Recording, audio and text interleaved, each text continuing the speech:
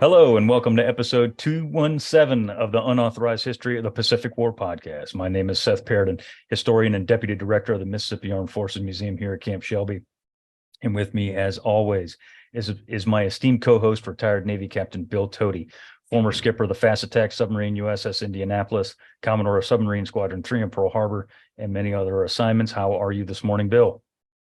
Hey, I'm doing great, Seth. And as we open up today, I want to bring everybody's attention to the fact that the USS Indianapolis Cruiser Legacy Organization has just published a new book. Now, I know listeners and viewers of our podcast, there is no shortage of books recommended by them in our comments and to them by others.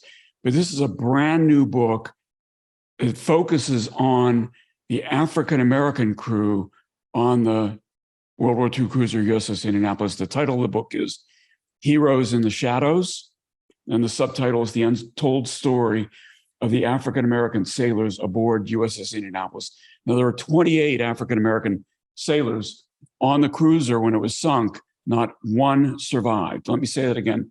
Not one survived. In fact, I had been associated with the cruiser survivors for almost a decade before I learned that, that not any of them survived, because no relatives of the African Americans were coming to the reunions and so on. And in fact, everybody knows the story of Dory Miller. Dory Miller was a crew member on the Indianapolis. He didn't die on the Indianapolis. Sadly, he died on another ship. But the point I'm making is this is a very underreported story.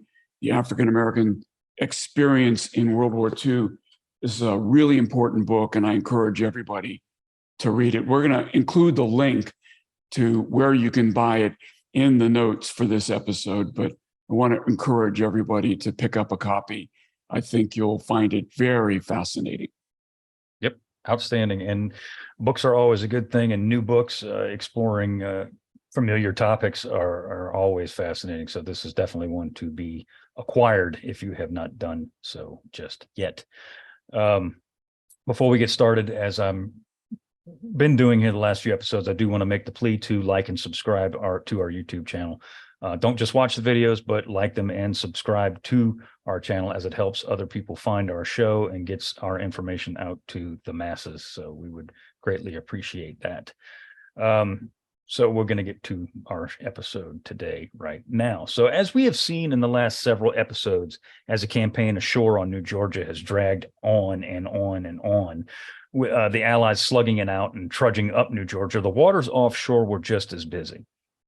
Kula Gulf, Kolomangara, and Vella Gulf were all naval duels that occurred when Japanese efforts to reinforce their positions on and around New Georgia ran slap into American naval forces.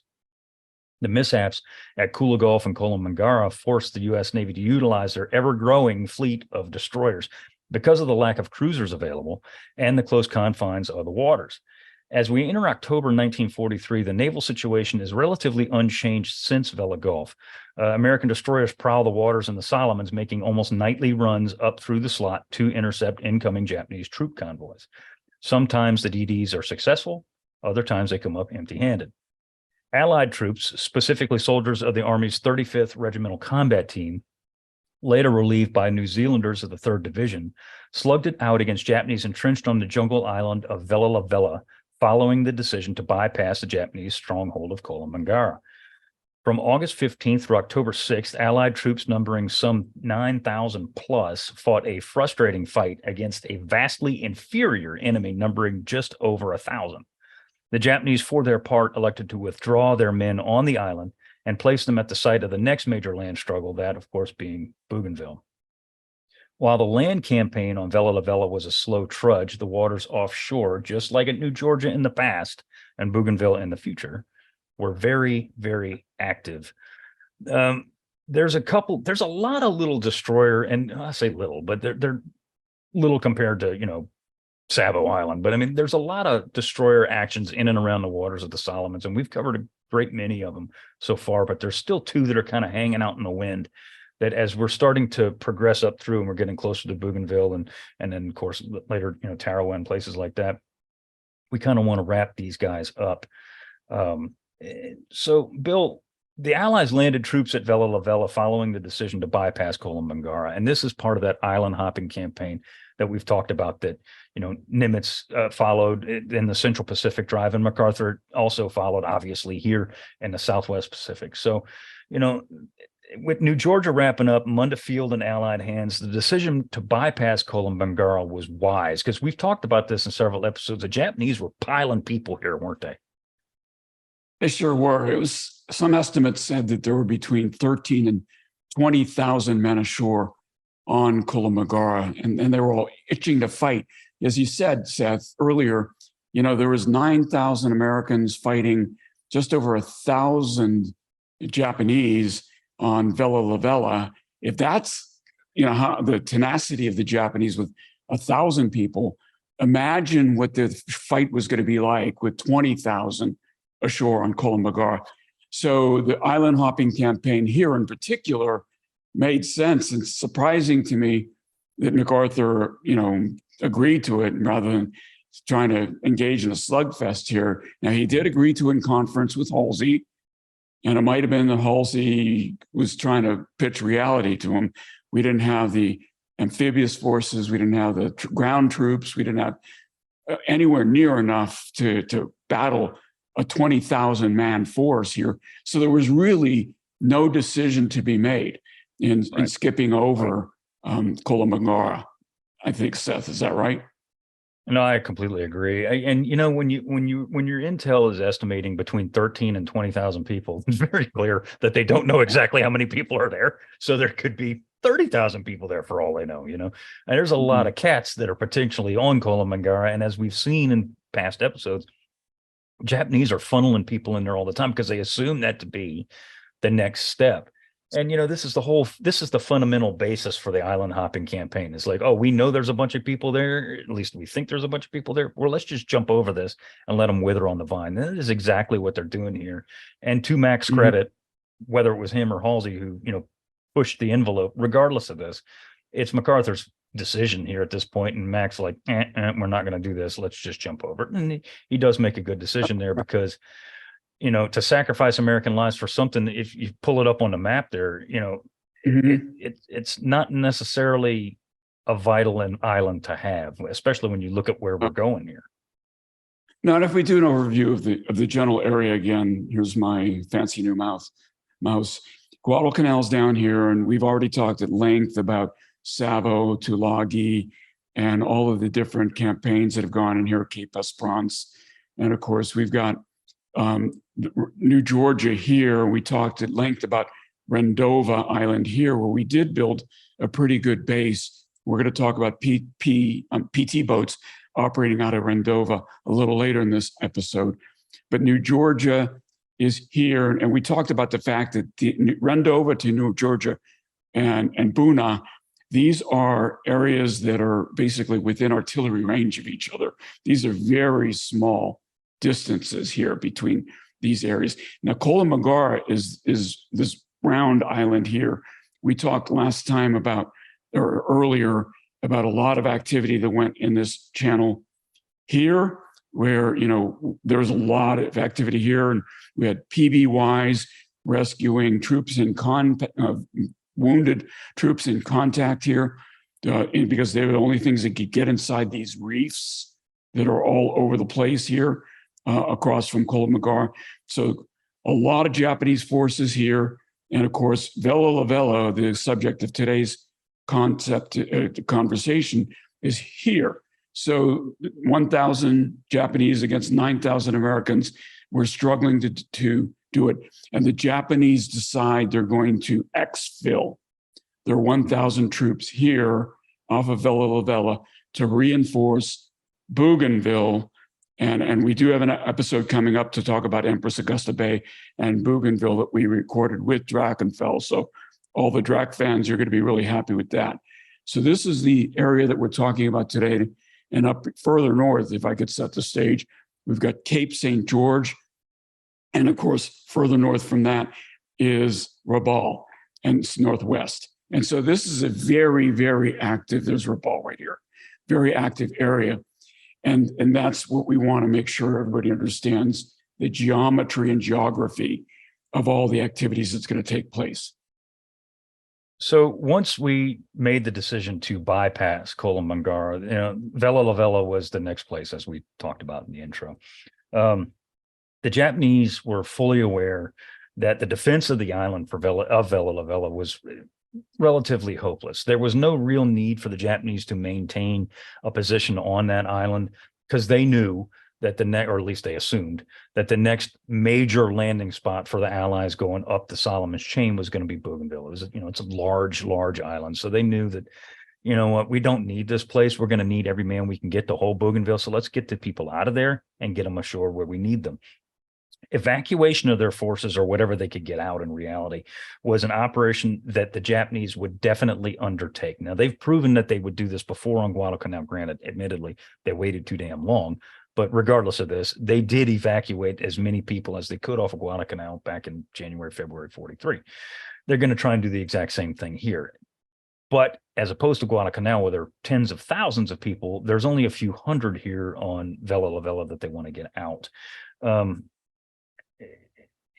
The Allies had pushed the Japanese, and we'll talk about the exact number here in just a minute. The Allies had pushed the Japanese up Vella LaVella into this little pocket, some 600 or so in number, to the northwest corner of the island near Marcana Bay, where the Kiwis, the 14th Brigade, had them surrounded. So the Japanese they're in a pocket. They're not getting out of there. They're going to die. The New Zealanders are going to wipe them out in due time if the Japanese don't get them out of there. As has been said, the Japanese needed and wanted to get those people out of there to get them to Bougainville to reinforce their positions there. They hatched a plan to get these people out right under the Allied noses. They had performed these types of operations all through the Solomons, either putting people in or getting people out right under our noses numerous times, and had been successful more often than not. So their plan was pretty simple for this. I mean, they didn't put a whole lot of thought into it because they really didn't need to. Under the cover of darkness, some 20 vessels of varying kinds, and they're using literally anything that can float and move, sub-chasers, barges, landing craft, destroyers, you name it. Essentially, whatever the Japanese could cobble together would go to Vella LaVella with an escort of 9 destroyers and get their men off of the island. The Japanese evac force consisted of the screening destroyers Akigumo, Isokaze, Kazagumo, Yugumo, Shigure, and Samadare. So there's a lot of little fast EDs here, as well as the evacuation destroyers, Fumizuki, Matsukaze, and Unagi, plus 4 sub-chasers and a further 8 odd craft of varying kinds.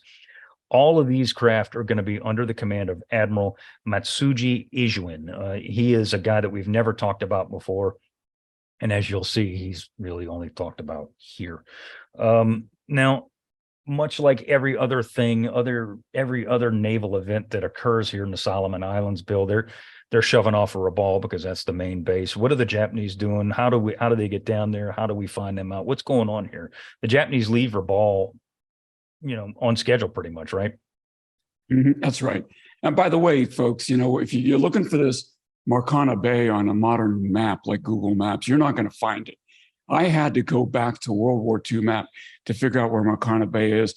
And on Vella LaVella Island, it's up here, as you would expect, in this area near what's now called Ingila. I think a lot of the places in the Solomons have reverted to their native names, away from the names that the occupants, the imperialists, you might call them, gave them during occupation.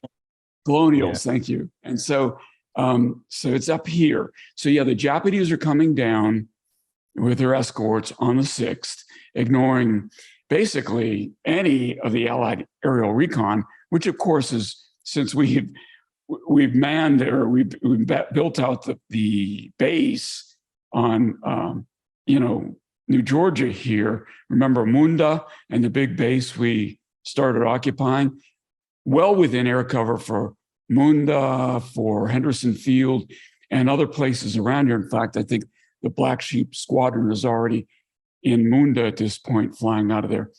Yeah. So they're ignoring all of that air cover. They're just basically sailing, trying to do it under the cover of darkness down the slot, right down here, actually coming north of Bougainville and then entering the slot here to come down and pick up their troops right in this area of Vella LaVella. Mhm.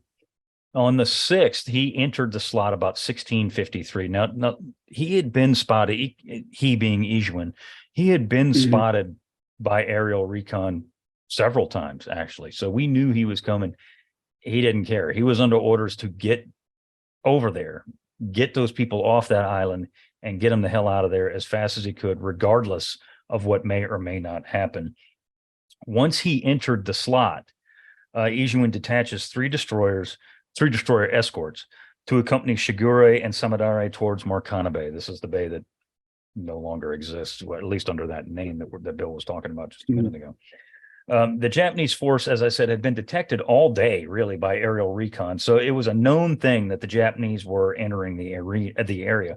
To counter the threat, 2 groups of American destroyers, 3 in each group, were sent to stop the evacuation and destroy the Japanese ships in the slot.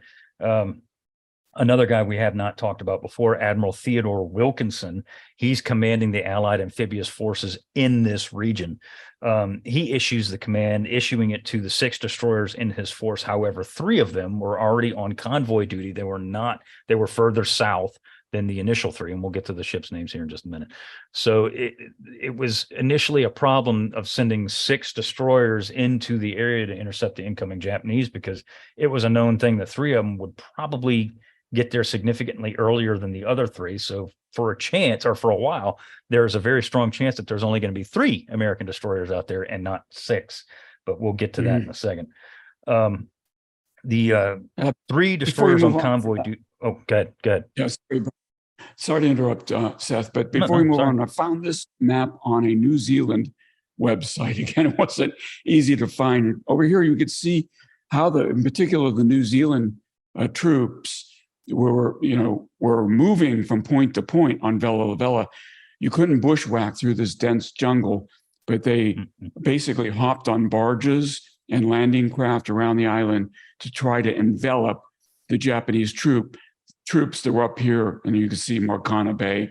And so this is the way they were trying to envelop the Japanese troops as the Japanese were trying to exfil using this consortium of whatever ships they had at hand. Almost, we call them troops of convenience, ships of convenience at this point. But I thought I'd share that with the viewers.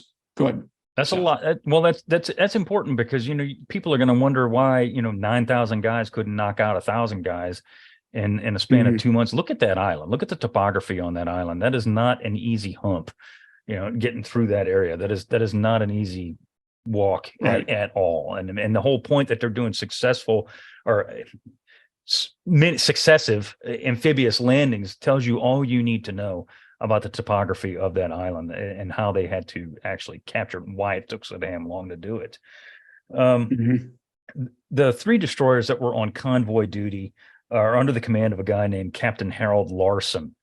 They are Ralph Talbot, Taylor, and La Valette.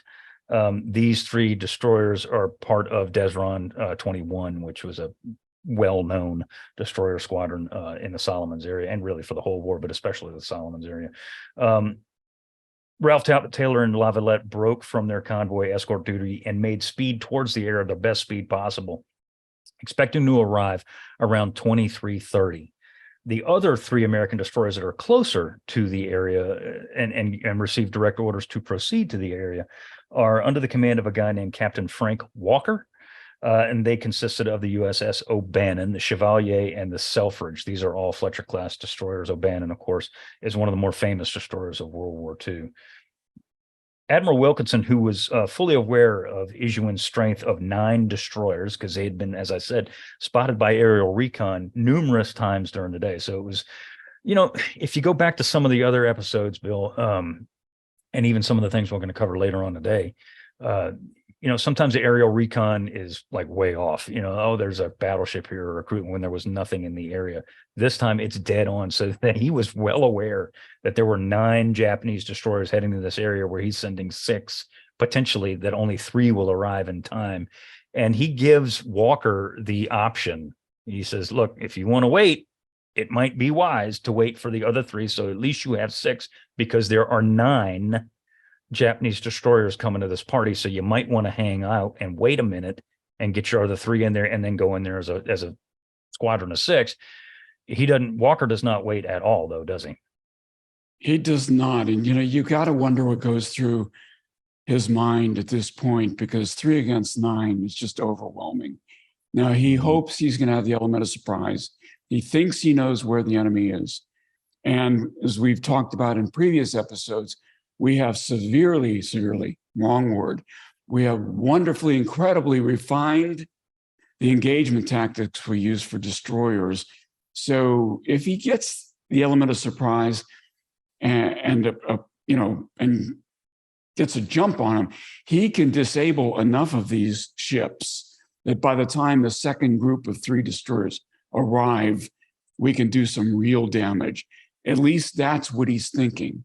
And remember Nimitz's dictum that we've talked about dozens of times so far in our series, which is calculated risk.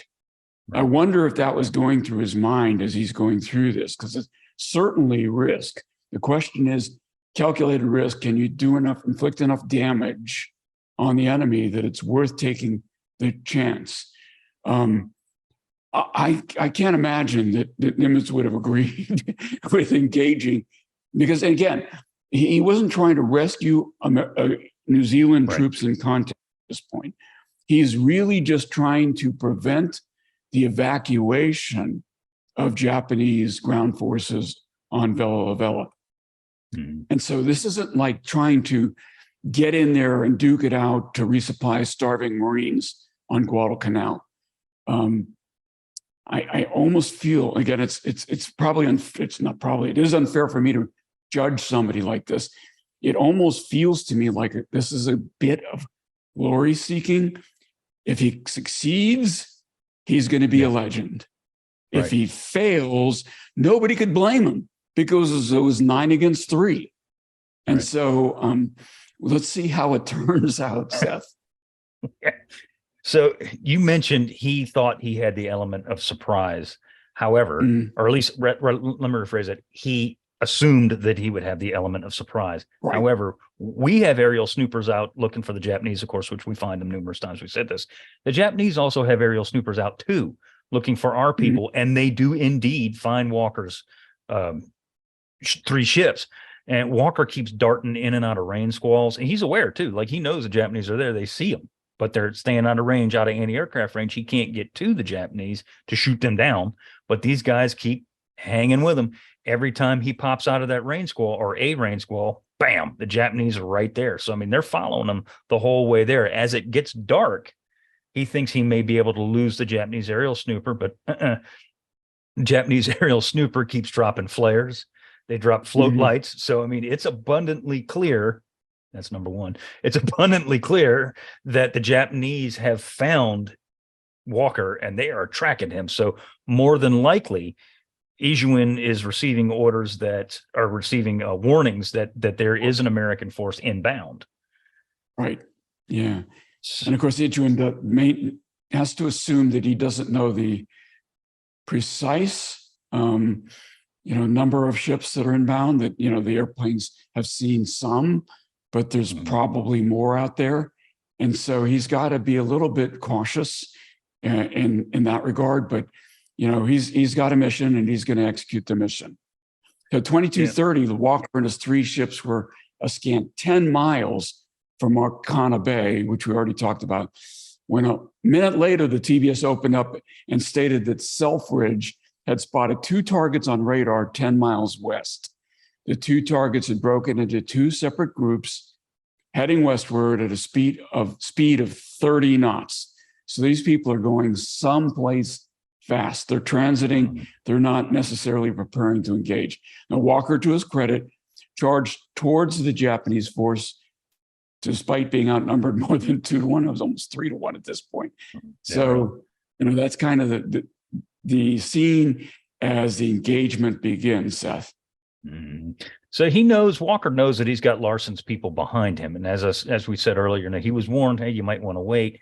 His idea, and it's not a bad plan, frankly, his idea was that he would attack and hopefully draw the Japanese, because he knows he's outnumbered, hopefully draw the Japanese to chase him, and where he would basically just run him right into Larson's, open arms, and then Larson's people would attack him too. It's not necessarily a bad plan, but of course there's a lot of things that hinge on that, not the least of which is that the Japanese are going to do what you want them to do, which, as we've seen numerous times, that usually does not happen like that, they don't do what you want them to do. Yeah, no plan survives contact with the enemy. So he is here essentially the canary in the coal mine, and you're not going to, how many people want to be that? Right, exactly. So the Japanese snooper single Uno, we talked about how accurate the American aerial, or the Allied aerial recon, was for this particular episode. The Japanese couldn't be farther from that if they tried. The 3 ships in Walker's force were initially reported to be a cruiser and 4 destroyers. So they added a couple of ships to that, including one class that wasn't even there. This report to Ijuin caused one group of destroyers, the destroyer transports numbering 3 vessels, to swing around and head for home. So once Ijuin, who had, by the way, had been, he had a reputation within the Imperial Navy of being, I don't want to say timid, but hesitant to engage. Yeah. So when he hears that, go ahead.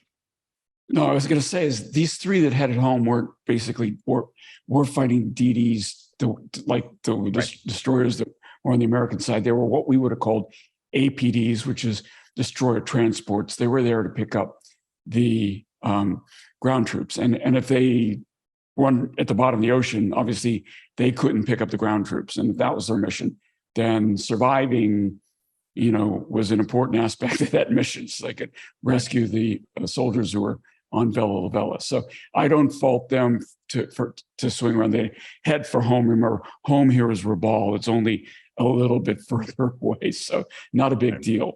But they figured, okay, we'll let the warships, I'll call it that, because that the APDs, DDs probably didn't consider themselves fighting ships at that point. We'll let them duke it out. Then we'll come in and pick up the troops. So that was kind of, I think, the way the plan was evolving. Again, no plan survives contact with the enemy on either side. So it's not going the way the Americans think it's going to go at this point, and it's not going the way the Japanese think it's going to go either. No, but it does pare the odds down significantly from 9 against 3. It's now 6 against 3. So it is 2-1 now here at this point. So the remaining 6 Japanese vessels, now completely aware of the presence of American ships due to the snooper and the visual sighting. They actually did visually sight them at 2230, some 19,000 yards away. So the Japanese know we got company. There's Americans in the area, and let's get ready to rock and roll. Back aboard the American destroyers, Selfridge, which was in the van, was tracking the target as they drew closer and closer. Radar men watched as Ijuin's column veered sharply to the left, apparently to attack, yet he did not. He hesitated. He did not attack. Ijuin was unsure of the identity of the ships, and this is not the first time, but it's one of few times where we mentioned, we talk about Japanese visually sighting Allied ships, or in this case, American ships, and immediately recognizing them as such. This is one of those times, and you've talked about this, Bill, looking out on a black night, you don't necessarily see a ship, you see a blob. And I'm going to go ahead and say that this is what the Japanese are seeing, because it's 19,000 yards away. I don't care how good your optics are. You're not going to be able to distinguish, a lot from 19,000 yards away on a dark night, right? No, exactly. When I was looking out through the periscope on a dark night, we had some image intensification, so we had a little bit of help that they didn't have back in World War II. But my eyes can visualize that blob, and if you stare it hard enough, you can make that target look like almost anything you want it to look like. It's really easy to delude yourself as to what it is. And so I think that's what happened here with some of these Japanese observers, is they're staring at these targets, trying to figure out what it is. And it sure kind of has the form of one of our ships. If that's what you want to see, you're going to see it. which is going to enough to create a little bit of delay and hesitation and waste this effort, opportunity in this case, to cross the T of the Americans and conduct an attack that would have been more effective. And yet, what happens next, Seth? Yeah, well, Walker orders a torpedo attack. So to your point, Bill, he being Ijewin did have the advantage, even though we were tracking him on radar. He had position advantage, and he neglected to take that advantage, shall we say, due to what you were talking about.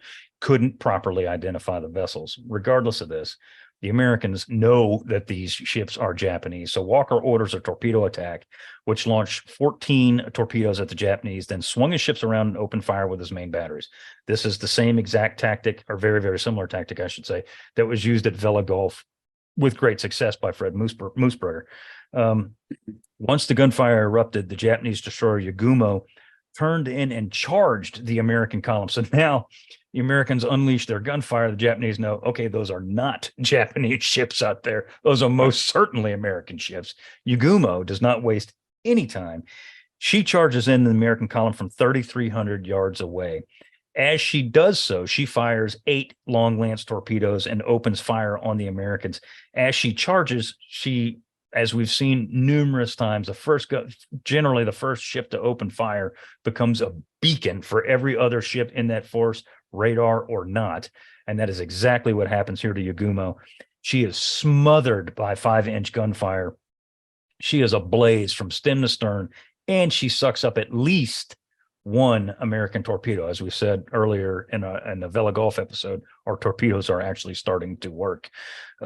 This torpedo just disembowels her and leaves her, awash with flame and sinking rapidly.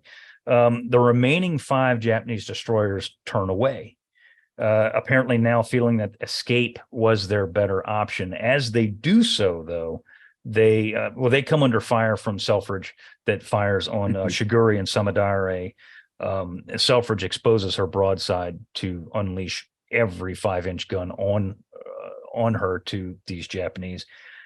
Chevalier, it's Selfridge, Chevalier, and O'Bannon in the column. Chevalier is directly behind Selfridge.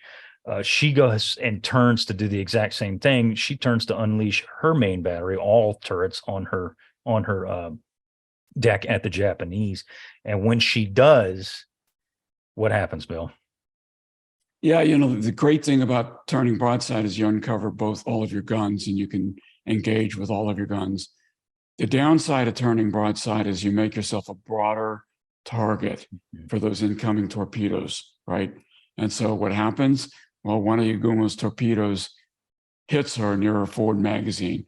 And now, just like as if she were a cruiser, her bow is blown off.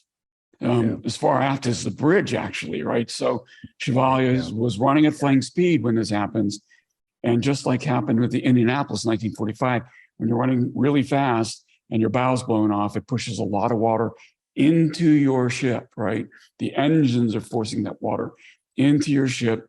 And so, the thing you got to do is all stop, all back emergency to try to stop that flood of water to the ship and try to go backwards and hopefully pull some of that suction will pull some of that water out. It doesn't actually work, but that was the thought. O'Bannon bringing up the rear smacks right into Chevalier, right into her, because Chevalier is trying to take way off very fast to keep that water from rushing into the missing bow, and O'Bannon's doesn't have enough clearance to do the same thing, doesn't anticipate, react fast enough, doesn't take her speed off fast enough, so now she collides with Chevalier as well. And because of that, O'Bannon is now out of the fight. So it's not going good. So we kind of had the advantage at this point, and very quickly, as soon as that long lance hits Chevalier, things reverse and turn bad immediately, Seth. Yeah. I mean, within minutes, Chevalier is done for. O'Bannon plows into her. She's done for. And O'Bannon, it's not to say that it was poor ship handling on the O'Bannon's part, not at all. To your point, I mean, they were relatively close. They're in battle column, and all these things happen at once. So it's and O'Bannon does try to steer away, but she's making too much headway. And then all of a sudden, like you said, Chevalier just boom, stops, pow. It's kind of like a collision at a stop sign kind of a thing. Typical Japanese tactic. Once they come under fire, they peel away and they do launch torpedoes. And this is what, of course, kills Chevalier. Selfridge also takes a torpedo here. It does not, it does not sink her, but it does cause significant damage and causes her to retire as well. So now all three American destroyers that had launched this attack, Selfridge, O'Bannon, and Chevalier, Chevalier's sinking, Selfridge took a torpedo, and O'Bannon ran into Chevalier. So it's all three of them are severe. Well, one of them sinking, and the other two are severely damaged. And the surprise attack, or the attack that initially started off pretty good, now just goes down the commode. I mean, there's nothing going on positive. I mean, the Americans had the Japanese on the run, both the initial APD 3 destroyers and then the following destroyers, when they're surprised by the early opening attack. And well, you never count out those long lance torpedoes. You just don't. Mm-hmm. They're a game changer. Just one hit, one torpedo against a destroyer. Heck, one torpedo against a cruiser is going to take it out of action if it doesn't sink it. One against a destroyer, high probability it's going to be sunk. And so, this is one of those things where they had to assume those long lances were in the water. I don't know, whether they got cocky or what, but, or they felt momentum was on their side. But this kind of demonstrates how quickly that momentum can reverse. So Larson's force of 3DDs finally arrive, but they're still too far away to get after the retreating Japanese. They see the conflagration in the American ships in front of them. So they begin rescue operations while O'Bannon and Selfridge try to get out of there and get back to Tulagi, where they can get some repairs done before they end up sinking as well. And they do make it back to Tulagi. They do, yeah. And that is an amazing piece of seamanship and damage control on Selfridge to take a Japanese long lance, which, as you pointed out, Bill, we've seen one good torpedo hit from a long lance on an American heavy cruiser can take it out. A Fletcher, a Fletcher class DD takes a torpedo. I believe, I could be wrong there, but I'm about 99% certain Selfridge was Fletcher. Regardless of this, it takes a torpedo and still it limps away, but it still survives. And that's a hell of a piece of damage control and seamanship by the sailors aboard Selfridge to save that ship and keep it from going under like her sister, literally just minutes before with Chevalier. So what happens here, though, is the Americans are rescuing other Americans or skedaddling, getting out of the area. Those APDs that initially turned around because they knew a battle was about to take place, as Japanese, destroyers that were there to pick up the Japanese soldiers, now they say, holy cow, maybe this is our chance. They get in there and they do evacuate the Japanese soldiers. So despite their best efforts, despite a whole bunch of initial damage on the Japanese column, the Japanese complete their mission and the Americans fail in theirs, which was to prevent the exfil of those Japanese soldiers. And, the total of 67 Americans were killed, 54 on the Chevalier and 13 on Selfridge. A further 47 were wounded and 36 missing, assumed unrecoverable, bodies unrecoverable. So they're essentially KIA. The Japanese took about 140 men total. Now, it seems like small numbers in terms of the number of ships and men. Yet the naval battle of Vella LaVella would go down in history. This is kind of remarkable. And I'm going to underscore this, Seth, because it's so incredible, as the final Japanese surface naval victory of the war in 1943. Let me say that again. This is the final Japanese surface naval victory of the war. Absolutely remarkable. We got 2 years of war left. Yep. And when you think about that, again, just what you said, it's a small battle in terms of the overall picture of the war. But this one last little tangle here is the final victory by the Imperial Navy against, on the surface for the remainder of the war. When you think about what had happened since December 7th, 1941, and I'm not even talking about Pearl Harbor, but I'm just talking about from that time period till now, especially 41, 42, and early parts of 43, when the Japanese Navy was still, an extremely formidable force, be it with aircraft carriers, battleships, cruisers, whatever, doesn't matter. This is the final surface victory of the war. That'll tell you several things, not the least of which is how much at this point in 1943, the war of attrition, which is what it is, had taken hold of the Imperial Navy. Yes, they still had plenty of battleships and they still had carriers, but we've talked about why they couldn't deploy them here in this locale, but same thing with our forces. But I mean, this is the final victory of the Imperial Navy on the surface during the entire war. That's astounding when you think about it. It really is. So that is setting the stage for jumping way forward to October 6th and November 25th, 1943. Again, we failed to mention this at the beginning of the episode, but these sweep up battles that we're going to talk about today, some of which have been requested by viewers and listeners in comments or emails to us, none of which were sufficient to fill an entire episode. So we kind of aggregated them into this one episode. And so we're going to jump now to October to November 43, skipping over Empress Augusta Bay. Now, I said it earlier, we've done an episode just on that with Drachenfell coming up. You'll see it. And if you haven't already seen it, I can't remember. I think it's already aired by the time this one did. So you should know that you've already seen that. And then I frankly don't know. I don't know where it is in the lineup. I think that one airs before this one. So I think we're. And if it doesn't, stay tuned. So doesn't stay tuned. Exactly right.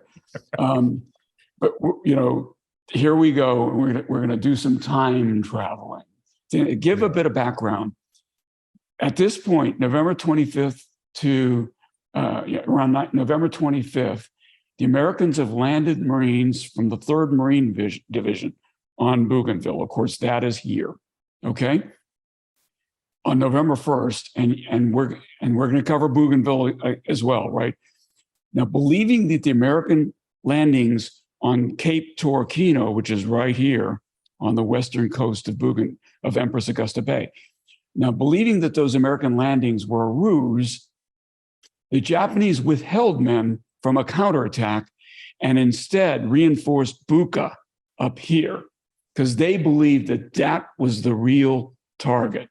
Okay. Now, actually, it's not very visible from this point of view, but Buka is actually an island. There's this little tiny channel that separates the island of Buka from the island of Bougainville. So the Japanese are massing their forces up here on Buka as we land on Cape Torquino. Okay. So with that's the geographic setting of the stage. Oh, by the way, before I leave the map, Cape St. George is up here on the island of New Ireland. And again, to remind you, Rabaul is over here on the island of New Britain. So setting that stage, I'll turn it back over to you, Seth. Yeah, it's important to note too that Buka was, the Japanese thought, even though they knew we were going to come to Bougainville eventually, they felt that Buka was important to hold on to, and that we were going to leapfrog and take Buka from the northern end up there because of its airfield.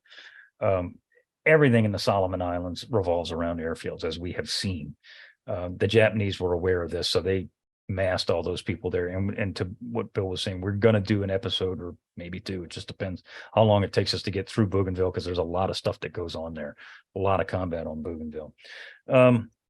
Determined to reinforce the garrison at Buka and the airfields, plural airfields, on it, the Japanese decided to send 920 men aboard destroyers Amagiri, Yugiri, and Uzuki to deposit those men ashore.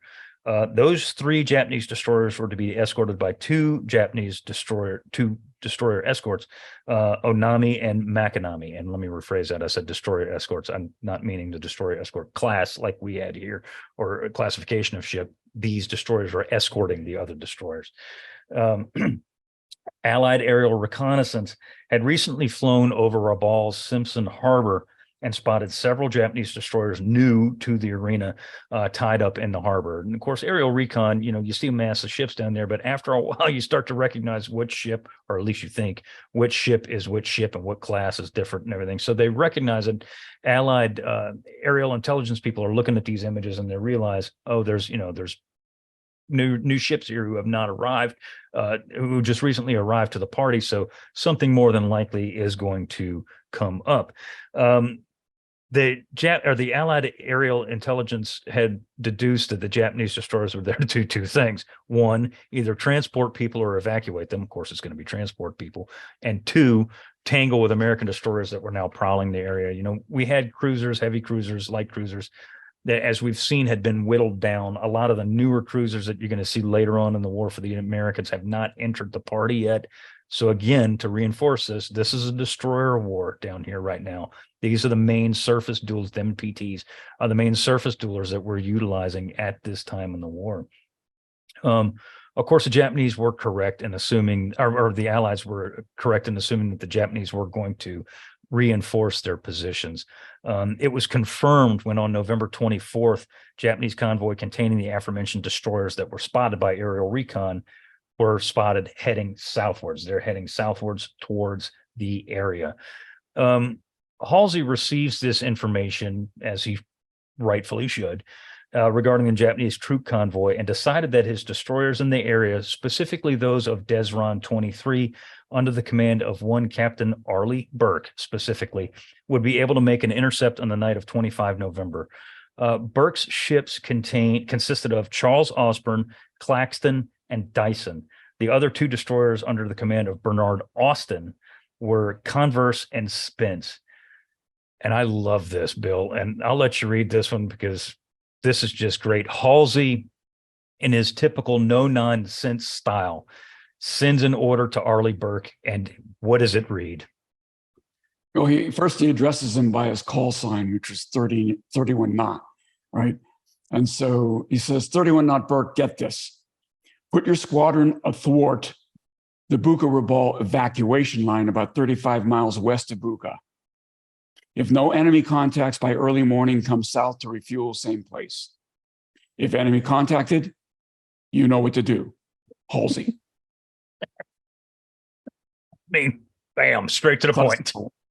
Yep, absolutely. So, and we're going to talk about why we called them 31 knot in a moment. Yeah, and I was going to say, I'm going to let you lead this off because I'd rather you talk about these academy graduates for obvious reasons. But we've mentioned Arleigh Burke, but we've never really dug into him here and there. And he's on par with the legends of the Pacific Theater, like Halsey and Spruance. Obviously, he's not at that rank, but his name comes up and he makes a huge career for himself. Who was Arleigh Burke, Bill? Well, at this point of the war, he was a Desron commander at the rank of captain. Many people and many of our listeners, viewers will remember that during World War II, Commodore position was actually a rank, 1-star rank, as it is in the Royal Navy, Royal Australian Navy, Royal New Zealand Navy.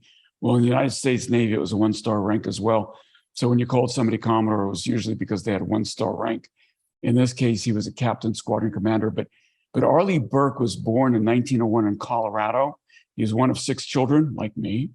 His primary education was in a 1-room schoolhouse, unlike me, before he attended high school in Boulder, Colorado.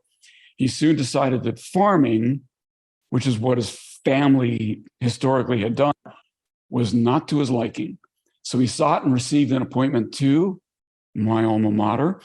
He entered the Naval Academy class of 1919, or in 1919, and graduated with the class of 1923, sitting at 71 in a class of 413. Now, 413 is a remarkably large class. Classes were growing in size from the time that Nimitz was going in 1906 and to present day. My class started out with about 1,200, and we graduated with about 700. And so the graduation rate, I don't know how many of these guys started with. They graduated with 413. And Burke didn't do bad at 71 out of 413. Following his graduation, he spent 5 years aboard the battleship Arizona. Yes, that Arizona. And it said upon learning of Arizona's destruction at Pearl Harbor, his desire to inflict equal or greater damage to the Japanese was unquenchable. And following service on the Arizona, he spent time on numerous auxiliary ships before being assigned shore duty, where in his mind, his limited spare time, he acquired a master's degree in chemical engineering. Now, how you do that in your spare time, I have no idea. I got a master's degree in satellite engineering, but it required every ounce of my focus over a period of 2 years to do that. And so this is an incredible achievement. And so in 1937, he's ordered to his first destroyer, USS Craven, that's DD-382 as XO. A year later, he took command of Mugford, 389. During this tour, Mugford excelled in gunnery and participated in the development of high-speed night gunnery and torpedo attack tactics. After a little more than a year in command, Burke was relieved and reassigned to the Naval Gun Factory in Washington, D.C., and was there when the Japanese attacked Pearl Harbor in 1941. Despite his persistent request for sea duty, he remained at the Naval Gun Factory until the end of 42. Finally, in 43, he was assigned command of first Desron 43, then Desron 44, then 12. And this is very unusual for him to be moved around like this. But finally, the position he held for most of the remainder of the war until he got promoted to admiral was Desron 23, famously referred to as the Little Beavers, Seth. Yep. And under his command, Desron 23 fought in 22 separate engagements, sank 1 cruiser, 9 destroyers, 1 submarine, various smaller ships, and 30 aircraft. So he established a stellar record, shall we say, with Desron 23.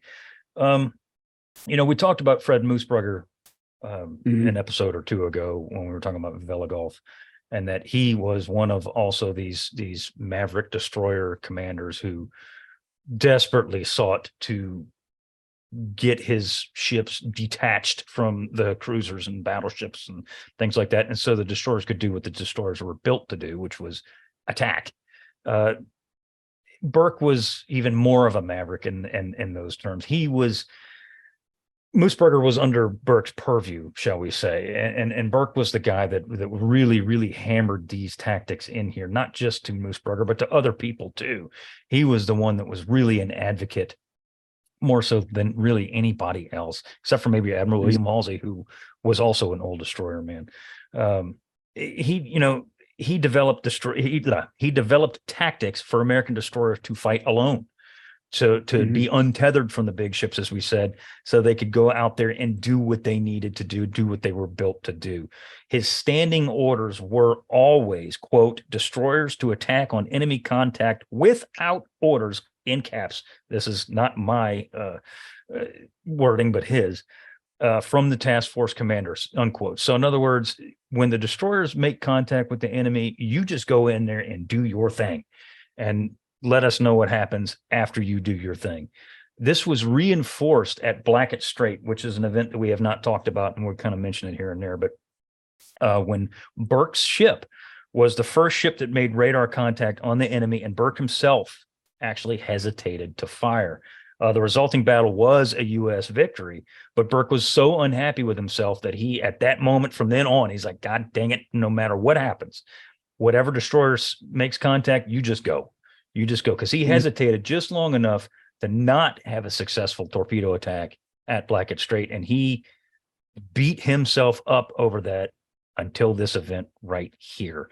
Now, in fairness to Burke, he was embarked in this destroyer There's a difference between saying the squadron commander is embarked in a ship and it's his ship. It was the captain's ship. Right. But he could have done more to, kick the captain in the butt or whatever he needed to do to get him to engage. And I think that's what he was unhappy with himself over. That's incredible. Now, I mentioned a couple of times in these podcasts that I'm A, old enough, and B, lucky enough to have met several of the key figures of World War II. Arleigh Burke is one of those key figures that I did meet. And in I think it was 1995, when as a newly minted commander, 05 type, I was assigned as Arleigh Burke's escort during something called a former CNOs conference that all CNOs hold, where they bring in all the former CNOs to try to brief them on what's happening in today's Navy and get advice from them. That was the last former CNOs conference that Arleigh Burke attended before he died. And I was so honored to be allowed to be his escort during that day. And I had so many questions for him. I bet. As I drove him around the Pentagon in a golf cart and other things. And sadly, at this point, his mental capacity had been declining, and he was asking me questions about things that he had done. It became fairly clear that I was not going to get any of my questions answered by him because, frankly, he just couldn't remember. And it was just really, really heartbreaking. But we all get old, and then that's what happens to all of these heroes. And so it's still my honor to have taken him around. I got him to sign my Arleigh Burke biography by my old professor, E.B. Potter. But that's really the grand total of my engagement with him on a personal level that day. He's a legend, though. He was a legend. He was a legend during the war, and he's a legend now. There's guys that we've talked about, Mush Morton, we're going to talk about, or by now the episode has aired, Gene Fluckey, people who were legends during the war and are legends still to this day. Arleigh Burke is certainly one of those people. Now, we mentioned briefly his nickname, 31 Knot Burke, and there are multiple stories about how that nickname came to be. A couple of them, frankly, are boring. However, there is one, and nobody, to my knowledge now, nobody has actually confirmed that this is how he got his nickname or this is how he got his name or whatever. But this version sounds to us like the more than likely way he got his nickname.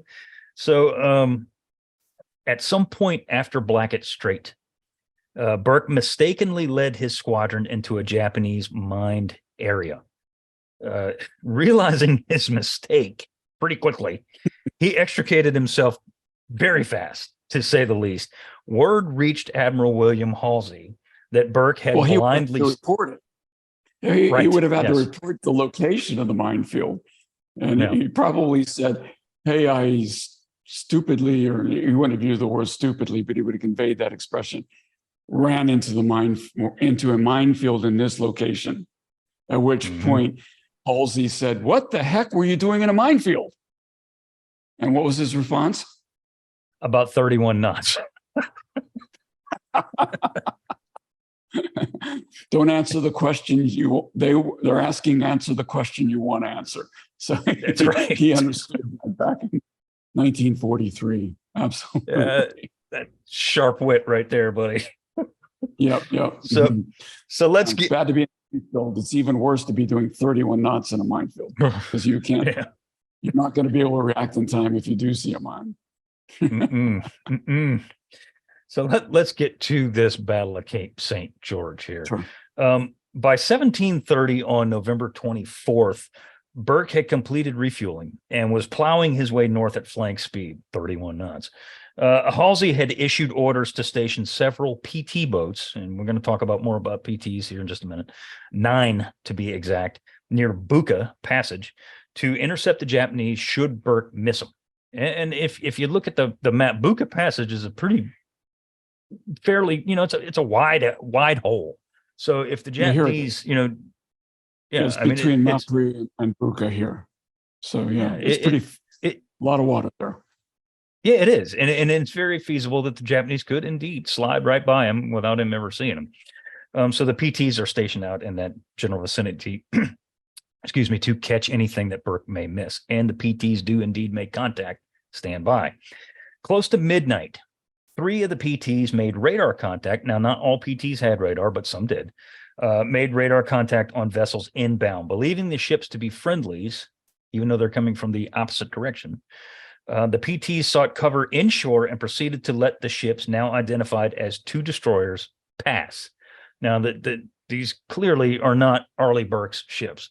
One of the ships shifted course and attempted to ram PT 318, which skewed out of the way. 318 just barely missed him. Now, imagine this in your mind, if you will, please. You are stationed out there to intercept Japanese ships that are known to be heading in this area. You pick up 2 strange targets on radar, and yet you believe them to be potentially friendly vessels. One of these vessels breaks off and attempts to ram one of your vessels in your column, and yet you still do not believe these to be Japanese ships. That is exactly what happens here. Still believing the ships to be friendly, the PTs let them pass again. The ships were indeed 2 Japanese destroyers, that being Onami and Makinami. What the hell's going on here, Bill? Yeah, sometimes I think people believe that this is not, that's not the enemy. We're not going to engage that.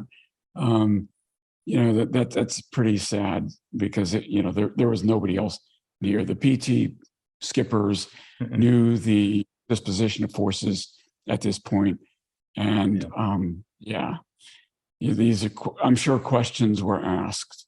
Really, really hard questions were asked about why they did not engage.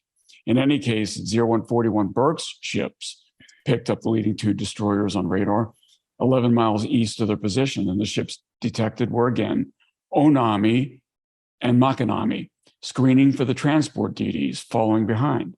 And at 0145, Burke ordered his ships to head directly for the enemy, who was steaming at 25 knots. The Burke's plan was to have 2 columns of ships in which one would fire torpedoes while the other provided cover.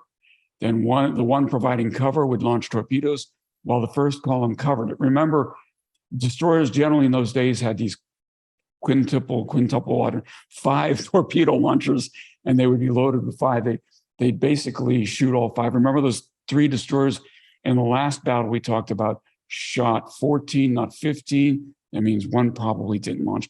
It takes you a while to reload those tubes, right? So after you've got shot your torpedoes, then you change places in the column, and then the 3 destroyers, or the other destroyers that haven't shot yet, basically have uncovered their torpedoes so they can shoot next. And that's kind of the tactic that was being used here. Yep, it's identical to the tactics that were used at Vella Gulf, that Moosburger employed to great success. So as we're going to see here, Fred's victory at Vella Gulf was not a one and done kind of a thing here. At 0156, Burke's leading destroyers reached the firing point some 50 degrees off the enemy's port bow, 6,000 yards distant.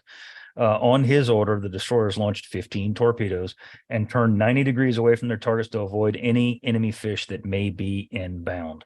The Japanese CO of this column, Captain Kagawa, was taken completely by surprise. He had no earthly clue that there were American ships in the area, much less that American ships had already launched torpedoes. This is tactics very reminiscent of what the Japanese kept doing to us off the shores of Guadalcanal. We're doing the exact same thing to them here. Burke's torpedoes had been in the water for 4 minutes before Japanese lookouts spotted Burke's ships in the distance. By then, Kagawa had roughly 30 seconds to change course. That's not happening, is it, Bill? No, it takes, you could get the rudder over, but it takes, let's say 20 seconds or so to substantially change the bearing, the ship's head course, right? So it's a lot of inertia you have to overcome in order to change a, let's say 2,000-ton ship's heading. So Burke, his ships, detect 3 large explosions. You see them before you hear them, of course. Onami evaporates as she is hit by several torpedoes, and she goes down with all hands. This almost never happens. Almost never happens. In order for that to happen, there has to be a huge explosion topside that's going to injure folks to the point where they can't swim. And the ship has to sink so fast that those below decks can't get off the ship before it goes down. That's why this is such a rare event. Makanami was hit once and disabled. We said it before. A torpedo against a destroyer is a pretty disabling, event. And it happens here as well. Makanami will later be finished off by Austin's incoming divisions, I think just a few minutes later, Seth. Yeah, it does. It is. Back in Burke's formation, Charles Osborne, this is not a person, well, it was, but this is a destroyer, Charles Osborne, made radar contact with the remaining Japanese destroyers shortly before the torpedoes that they had just launched hit some 13,000 yards astern of the 2 now sunken Japanese ships. Now, both of these, Makanami and Onami, are both now going down. Well, Onami's gone, but Makanami's going down. The Japanese, having seen their 2 escort destroyers be destroyed, literally, decided to get out of there. They decided to turn around and just go. They're like, nope, not today. And they turn around and fly out of there. Dialing up 33 knots, Burke decides to give chase, eventually closing the range to 8,000 yards. It was 31 knot Burke.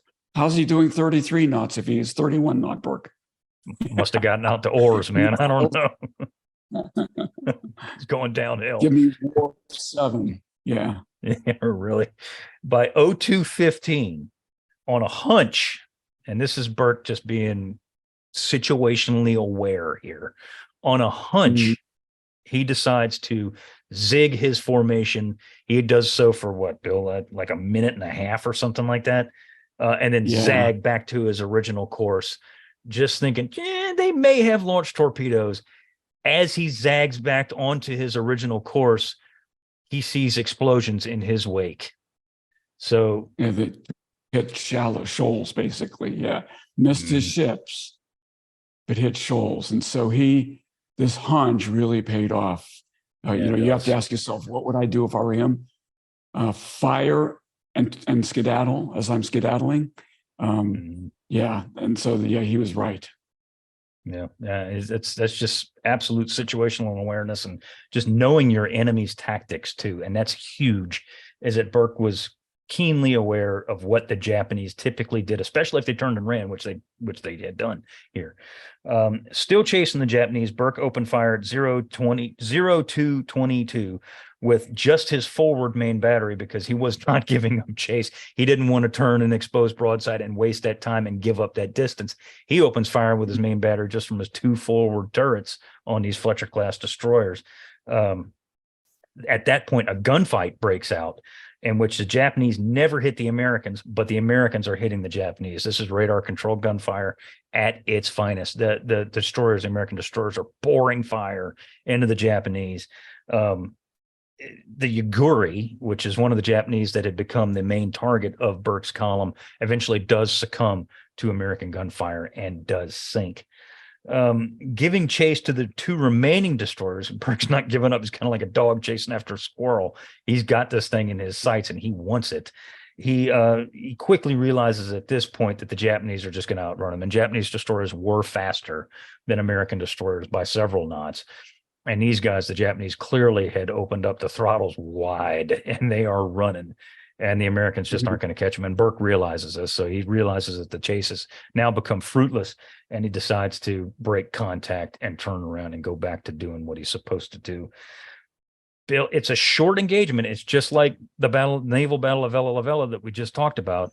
Battle of Cape St. George is a boom, boom kind of a thing. But it literally is a textbook perfect engagement, is it not? Yeah, it is. Burke ends up destroying 3 enemy destroyers, damaging another. So there's, on the Japanese side, some 647 killed in action without suffering a single hit or a single casualty on the American side. This is as one-sided a surface action as any destroyer engagement in the war. And as a result, he's awarded a Navy Cross for the action that's been described as a classic, almost perfect. And so that's pretty remarkable as a captain. Cape St. George, an American victory, would be the final naval battle in the Solomons. All right. So we have spent quite all of season 2 and a great deal of season 1 in the Solomons. And this is the final naval battle. Now, there's going to be a lot of land action on Bougainville yet to come. But this is an incredible way to kind of tie a bow around the Solomons naval activity. And again, to go back to what we talked about earlier with Vella LaVella, think about this as we put a bow on these naval battles in the Solomons. And by naval battles, I'm talking about surface battles. Think about what happens in Guadalcanal, Savo. You got all these cruisers slugging it out. Then you got the battle wagons getting in there and slugging it. All these, very large vessels. Both navies at this point in this area of the world have been whittled down to destroyers. That's not putting a slight on destroyers at all, because they were, and I'm assuming still are, probably one of the most valuable ships in the fleet. But that'll show you the attrition rate for both navies. Now, granted, the United States Navy could make up for losses slowly, but we're making up for losses. Japanese Navy can't. And this war of attrition that started, at Savo Island is concluded here. And just look at the forces. Just look at the forces that are fighting these events, and it'll tell you all you need to know about how this war was being fought at this stage in the Pacific War. Now, Bill, as we pull away from these destroyer gunfights, we're going to talk about an event that people have asked about. You've mentioned several times, and it's appropriate to mention because of one specific participant in this event that obviously later plays an enormous part in American history. It is the story of PT 109. Let's get after this, Bill. I know this is an area in which you've taken specific interest. Let's talk about PT 109. And again, we can't go into the entire history of the PT boat in this episode because we're already over an hour into it. And so, but I thought maybe because so many people have asked if we're going to do this, since it's a Solomons event, and I can talk about the locations separately. We thought we'd take a little bit of time just to go through it and kind of tie a bow around the Solomons. I'm old. I keep saying this. I'm old enough that one of my earliest memories, in fact, there's only 2 or 3 memories that I can think of that predate this memory. It was the memory of John F. Kennedy's assassination in 1963, November the 22nd, because I was 5 years old. I was in first grade, and we were actually released from school. It was kind of like a 9/11 event for the country. And I remember sitting on the floor in front of our old-fashioned black and white TV with a much smaller screen than you could imagine, and my mother crying. And my mother, by the way, was just here having visited me for a couple of weeks. And so, but my mother was crying as we watched the funeral procession of John F. Kennedy. So that kind of embeds in your brain when you have memories like that. Where were you when you heard John F. Kennedy was killed? And, I was in the Pentagon in 9/11, so it wasn't hard for me to remember where I was then. There was a later movie called PT 109. Cliff Robertson, I think, played John F. Kennedy. And that was kind of my first exposure to Kennedy's naval career. I mean, he's made some very famous quotes about serving as a naval officer that those of us who were naval officers like to recite all the time. But it's a good story, and I think people both overestimate and underestimate what happened when Kennedy was the skipper as a lieutenant of PT 109. And so that's why it's worth talking about. So on the night of August 1st and 2nd, 1943, you remember that Kennedy had previously been stationed on Tulagi with his PT boats. In fact, there's a plaque on Tulagi that commemorates his being stationed there. At this point of the war, he's stationed at Rendova, not at Tulagi anymore. The PT boat squadron had been moved up to Rendova. And it was a moonless, pitch black night when he stood at a station in Blackett Strait, just south of Kolamagara, awaiting Japanese inbound destroyers. Now, again, I'm going to show a quick map here to kind of expose how this looked. Now, here's Kolamagara. We talked about the fact that there are a lot of Japanese on this island and a bunch of islands around here as well. So the PT boats are standing off here at idle. We would also say in irons. That means they're not moving. They're awaiting an inbound column of destroyers. And I'll hand it off to you at that point, Seth. Yeah, PT-109 was not the only PT boat out there. She was not alone. There were an additional 14 PTs in the area, hoping to stop another run of the Tokyo Express. They had waited fruitlessly for hours and hours and hours for something to come along when finally, shortly after midnight on August 2nd, radar aboard PT-159, PT-109 did not have radar, radar aboard 159 picked up the expected Japanese ships. Now, this is, we recently aired an episode about the American torpedo problems in World War II, and we mainly talked about submarines, and we kind of touched on aerial torpedoes. Well, remember, PT boats, also had torpedoes, motor torpedo boats, is what they were called. These PTs that are in this line, with Kennedy being one of these PTs, fire 30 torpedoes at the Japanese ships inbound. Not a single one hits. Not to say that their aim was bad, although some of their aim was bad, frankly. Their torpedoes were erratic. They sunk. They did hit and failed to detonate. They ran too deep, or, they were garbage. So the PT boat torpedoes were frankly just as bad, if not worse, which is hard to believe, than the submarine torpedoes. They were just as much of a pile of trash as any other American torpedo at this point in the war was. The boats that had used up their fish were ordered home, while those who hadn't fired were to remain on station and attack again. PT-109 was one of those that was left back on station. She had not fired her torpedoes yet, or she hadn't fired all of them at the inbound Japanese destroyers. Later in the night, Kennedy rendezvoused his boat with PT-162 of his own patrol section and PT-169, which had been separated from another section, and the three boats spread out to make a picket line again across Blackett Strait.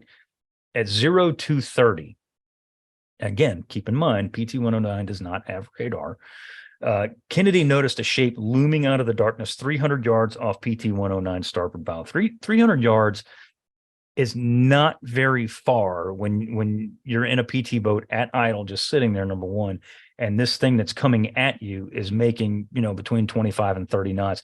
That 300-yard distance is going to close like that. And that is exactly what happens here. When it became apparent that it was one of the inbound Japanese destroyers, Kennedy attempted to turn to starboard and bring his torpedoes to bear. Now, the engines are running. There's been stories where he was just sitting there and the engines were off. That is not true. He was sitting at idle in case he did have to move, which he does here at this point have to move.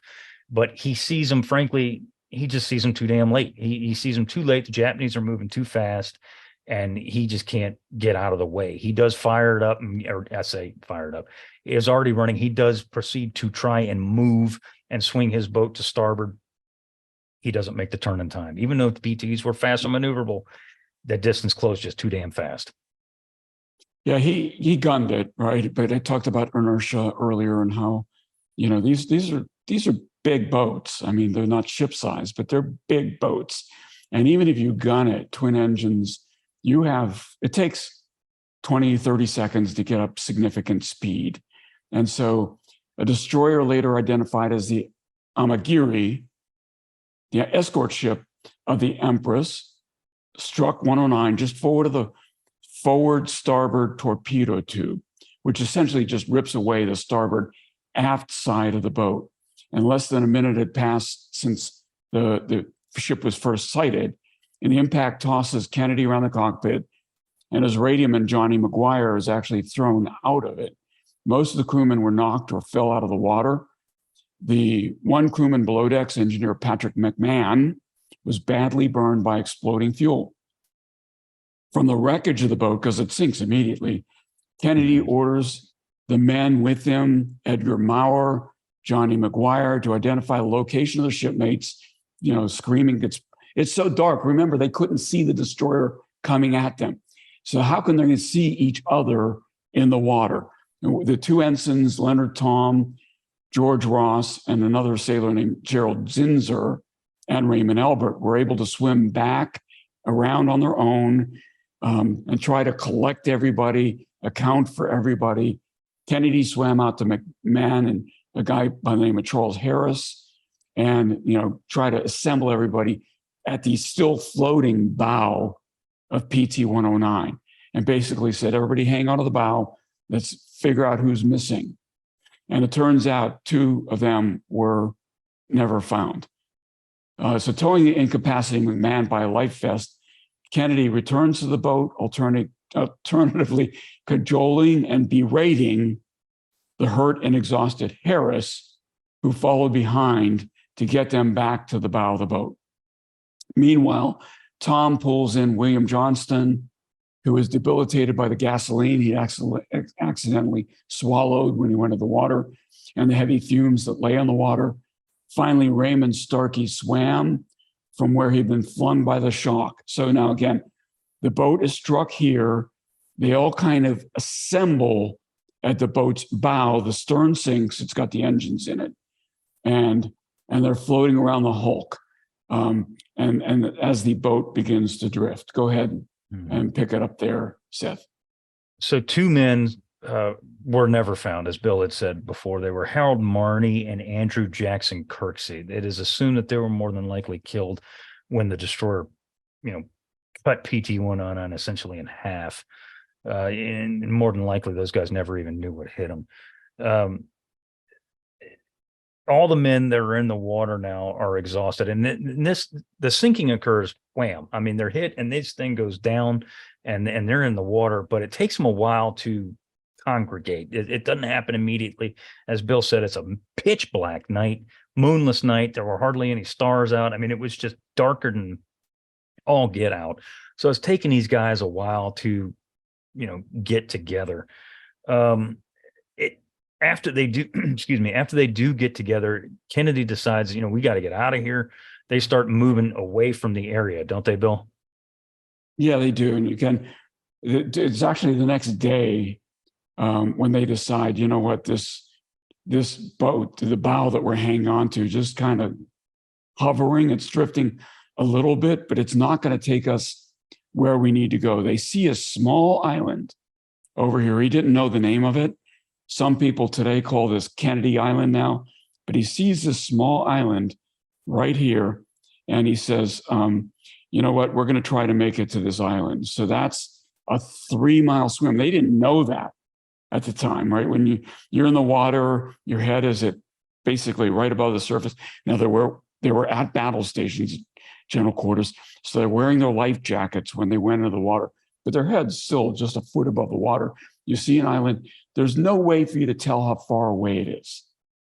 And that's the problem. Remember San Cristobal Island when the Juno went down? I think 3 sailors, 2 officers maybe, and a sailor swam 10 miles.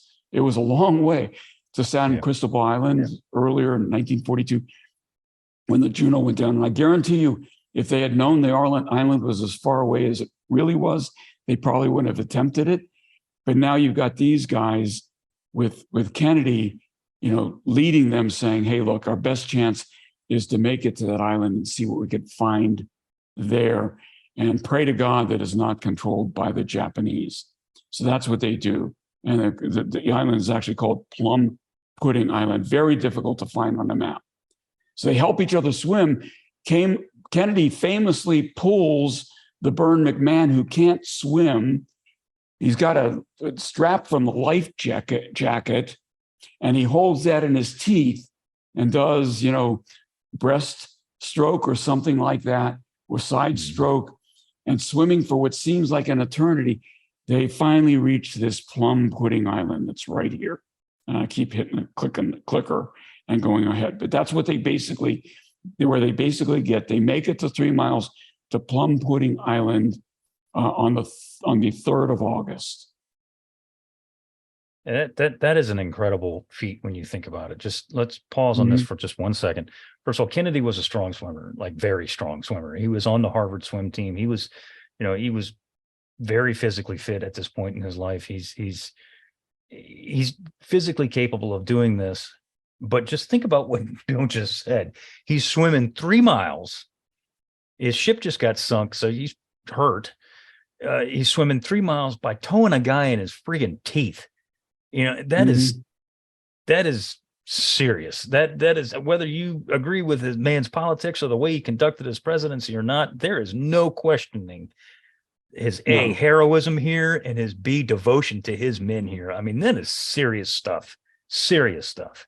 By the way, I'm wearing my Harvard shirt here in his honor. I attended a course at Harvard, so that gave me this shirt. And since Kennedy was an alum, I'm wearing it. And by the way, it's not just that. When he gets to Plum Pudding Island, he discovers there's nothing there. No water, no food, no coconuts, nothing.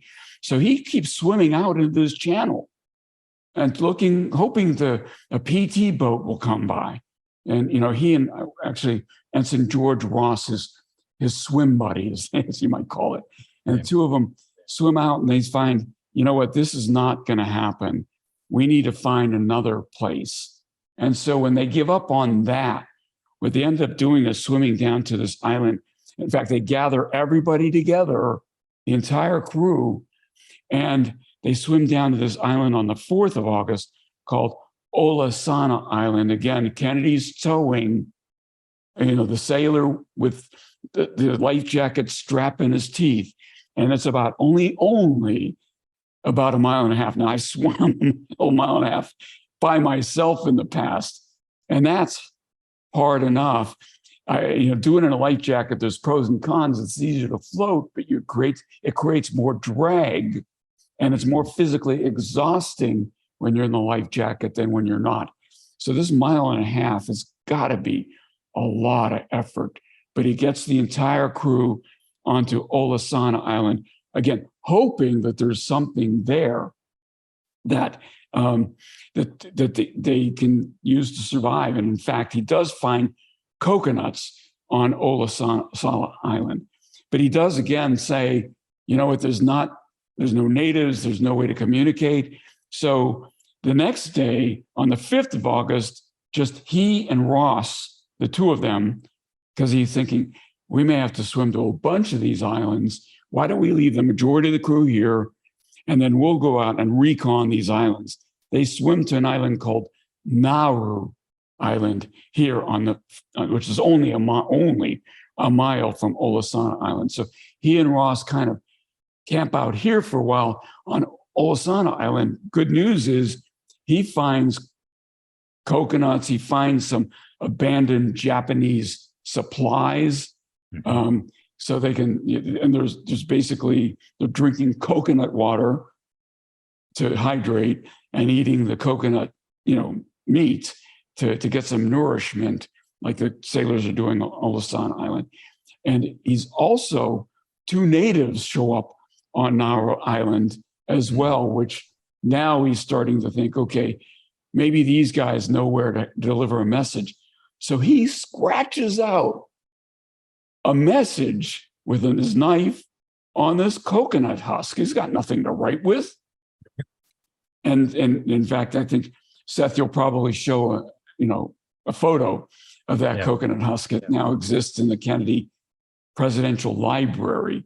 And he scratches out the words, Nauru ISL Island, Commander, native knows posit, he can pilot, 11 alive, need small boat, Kennedy. And so that's what he scratches out. He gives it to these natives and he says, go take it to friendlies, to Americans, New Zealanders, coast watchers, anybody but the Japanese. And so they take off for a little bit. And I think it's August 7th when the next phase of this event occurs. Seth?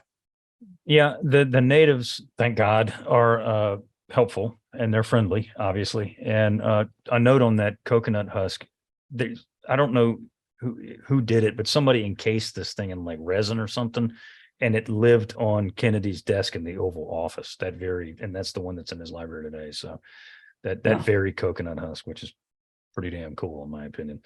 But back to the point. On August the 7th, 8 islanders now appeared at Nauru, which is that little island down there that Bill was talking about, and told Kennedy and his companion when they woke up that they had brought food and brought instructions from the local Allied Coast Watcher, who was a gentleman named Lieutenant A. Reginald Evans, that Kennedy should come over to Evans's post, which is on Gomu Island, it's on Nauru, but stopping long enough on Osana to feed the crew. The islanders hid Kennedy under a pile of palm fronds and paddled to him to Gomu Island and Blackett Strait, which is over there on Bill's cursor there. Early in the evening of the 7th, a little more than 6 days after PT-109's sinking, Kennedy stepped onto Gomu. There was still a rescue to be planned with Evans. No small thing in enemy-held waters, but the ordeal for all intents and purposes for PT-109's crew was over. Evans had already received word from the natives. He'd already had the coconut husk that there were 11 American sailors alive on Nauru Island, rather. And he had notified Rendova of this. So the Allies, or the Americans at Rendova, knew that Kennedy was indeed alive and that they needed to go get them. The base commander was proposing to send the rescue mission directly to Osana. Understandably somewhat wary of the ability of such a mission to be directed from afar, Kennedy insisted on being picked up first so that he could guide the rescue boats PTs 157 and 171 among the reefs and shallows of the island chain. So he knows the area, God knows, because he's swum it enough that he knows where to go and where not to go. So this is exactly what happens, isn't it, Bill? Yeah, he develops, or they say in Rendova, we're going to give you, basically the signal to come ashore to pick you up, Lieutenant Kennedy, is 4 shots, fire 4 shots. Problem is he only had 3 shots remaining in his revolver. And so he shot his 3 and borrowed a rifle from Evans to fire the 4th. So they came in, picked him up. He did guide them over to Olasana Island early in the morning of August 8th, at which point the exhausted men of PT-109 were all still asleep, by the way, when they get there. Kennedy, to his relief and exhilaration, they're still alive. And so they picked him up and started nervous. They were still very nervous over the proximity of the Japanese, but the rescue did go forward without incident. And the men of PT-109 reached Rendova at 5:30 in the morning on August 8th, which is great. And again, the reason we wanted to cover this, I said the event was both easier and harder than it's commonly given credit for. I say easier. The movie, as one might expect from a movie, does sensationalize some of the Kennedy heroism and exploits, and obviously dramatizes with pithy sayings and speeches that probably never happened. But it's harder because the common knowledge of PT-109 is the boat was sunk, they swam to an island and were rescued. No, it was way more complex than that. He swam to several islands over the course of 5 days and had to basically engineer his rescue. So it wasn't like somebody encountered him and they were saved. It was way harder than that. I believe he received the Navy Cross for this. Is that correct, Seth? He did, yes, 100% correct. Yeah, he received the Navy Cross, much deserved too. I mean, by the way, I agree. Some people have said that he should have been court-martialed because he lost his boat, and that's just people who say that don't know the story, don't know the actual history. No, he definitely earned the Navy Cross for this. And I've never been at sea on a dark ship on a moonless night, in constrained waters, trying to avoid darkened ship. So, people who say those things don't know anything about the Navy. So, I'm sorry, but that's the case. It is what it is. Now he again, his actions here are absolutely 100% heroic. He deserved the Navy Cross for these actions. And I mean, his dedication to his crew is, on point here. And what he does to save the life of that man by towing him not once, but twice with his teeth, across a strait and then across to another island. I mean, that's just absolute dedication, absolute heroism. And the story of PT-109 is certainly something that we wanted to bring out, but it's kind of too short to develop into one episode. So we thought we would include it here as we wrap up these naval battles around the Solomons. It needs to be said that every president until Bill Clinton had served in uniform during World War II, which is a good thing. Most of them did not see combat. The ones, of course, George H.W. Bush, and we'll continue to talk about him as we get to Chichijima and things like that. And of course, John F. Kennedy. The rest of them were in uniform, but were doing either publicity kind of things, or, I think that President Nixon was a JAG officer in the Navy, of course. Ford was in the Navy. Reagan was in the Army. Jimmy Carter was too young to have served in World War II, but he's an Annapolis graduate in the Navy, served an entire, tour in the Navy. So military service is a good thing. I'm happy for that. I'm saddened that we don't see, that many political, people running for political office that are served military people. But Kennedy saw real combat, and that needs to be memorialized, by this podcast and others. He wasn't a uniform for, political, for publicity purposes only kind of guy. He was a real combat naval officer, and that's great. Yeah. And if you don't think for 1 minute he could have gotten out of serving in combat, you don't know the Kennedy family. Yes, he most certainly could have. If he didn't want to, he didn't have to. Yep. His dad had that kind of political influence, and that's Absolutely. The way it was. Absolutely.